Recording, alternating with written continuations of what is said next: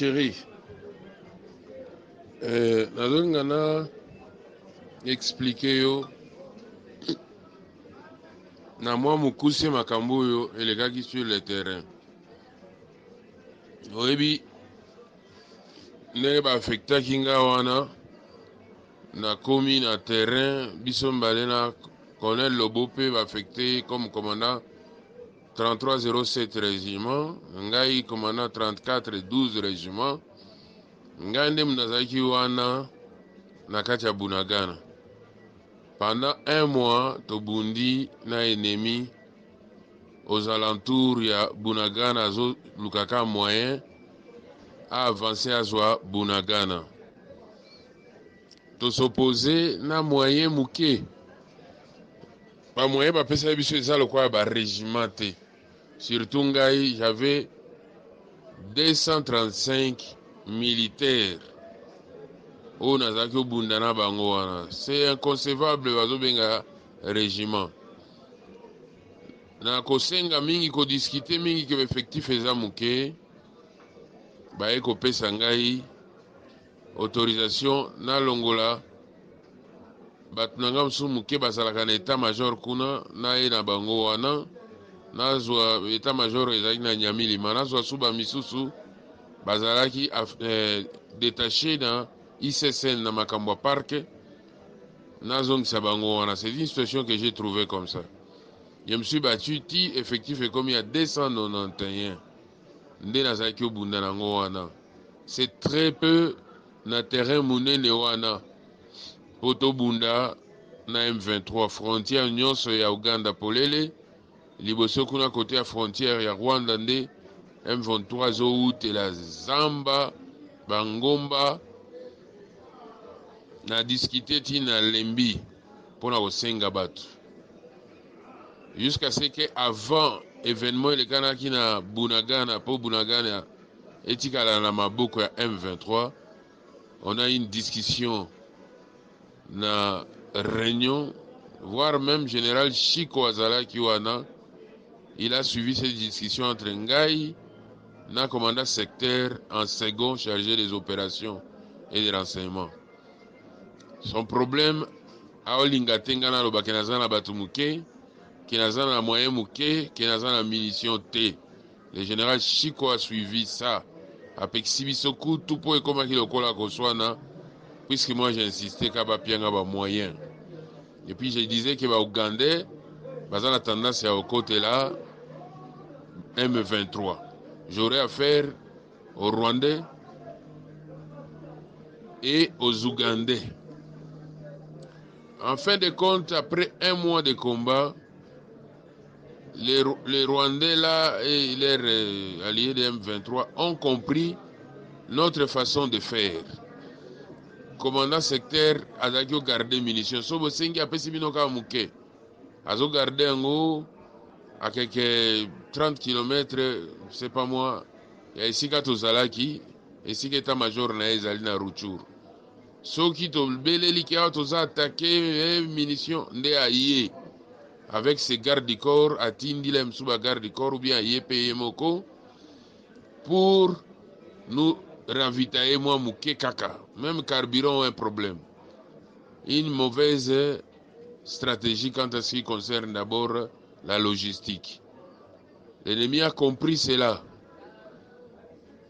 Aeko sa nini mukolo yo tozalaki na bitumba wana ya suka aeko katanzela.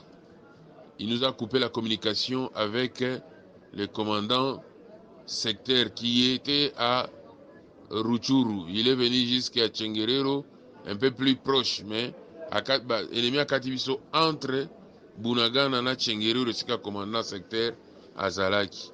Et il commençait à encercler Bunagana. Il nous a malmenés. Avec une force et à Sika, unité spéciale, tandis que nous, on n'avait pas assez de force.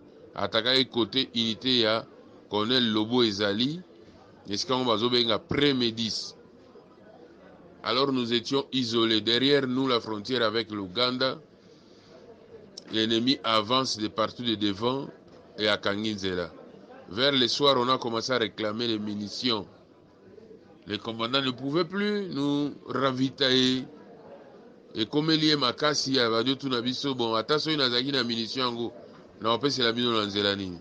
En fait de compte, il nous a donné l'ordre de quitter Bunagana, puisqu'on n'avait pas de munitions, et il a dit qu'il ne voudrait pas que l'unité soit retrouvée na Uganda. Tout le Ngwa et Sikawana, mais tout le la Zamba Zamba, tout le Kanzela Odusola, tout Bima na Chengerero. Voilà ce que nous avons fait. Artillerie, Oizakana Bilo Moko un peu lourd et Yangonde Kotagi na Uganda, na Mituka. Biso, on a débordé, on n'a rien laissé à Bunagana, sauf les corps de nos hommes qui sont morts la nuit là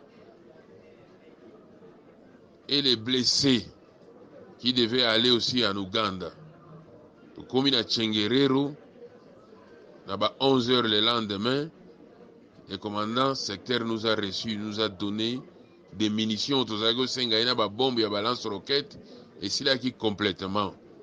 ASB Soto mi organisé Wana, na colonel Luamba qui était commandant sur place là à Chengerero. Abinon, bisoto collaboré avec le colonel Luamba Wana. To sengi toto solo la na ya boya lobi, bisoto solo avec le colonel Luamba qui était commandant Axe Wana. Et puis ainsi nous sommes restés là. Donc nous avons quitté Bunagana sur ordre et tout était bien sans laisser quoi que ce soit. Alors, le même jour, après avoir déployé les hommes pour défendre Bunagana, et pour défendre plutôt Chengerero, le colonel Luamba va nous piéger. Il va nous appeler pour nous dire que l'ennemi est en train de déborder pour sortir derrière nous vers le pont Rwanguba. Nous devons y aller pour voir, comme nous avons déjà placé les hommes. Partons seulement avec nos gardes-corps pour voir par où l'ennemi va sortir.